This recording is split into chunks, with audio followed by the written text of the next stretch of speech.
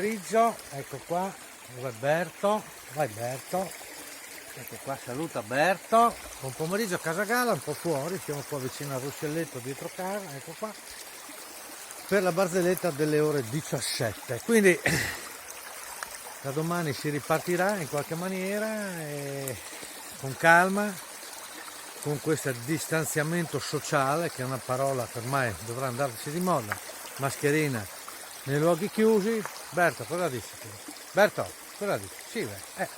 Allora oggi facciamo questa barzellettina che ogni tanto la dicono nelle saghe, che è questa qui. Praticamente muore questo giorno, arriva su in paradiso, buongiorno San Pietro, prende la lista e fa buongiorno, come si chiama lei? Bernardi Lelli Franco, vediamo se è qua in paradiso. Mentre cerca la lista, sente, questo qua sente.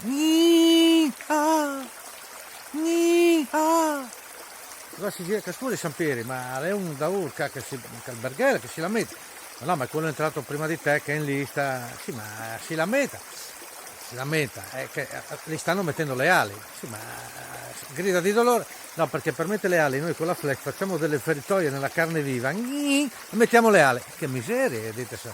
Sì, ma non sta preoccupati di che altri, vedi se tu sei tu. Bellardinelli, sì, Bellardinelli. Mentre lì siete qua. Tutù, ah. Scusi, io si impicca di prima, sì, ma si lamenta di dolore. No, è che noi con la flex mettiamo, no, facciamo le feritoie. Poi mettiamo le ali con la sparachiodi, fissiamo le ali. No, ma è una roba dolorosissima, vergognosissima, Calvio di Sampieri. Sì, ma non sta preoccupato, no, Calvio di Sampieri, facciamo una roba, che non stai dinanzi a Ciremi il nome. Io voglio talunfiare.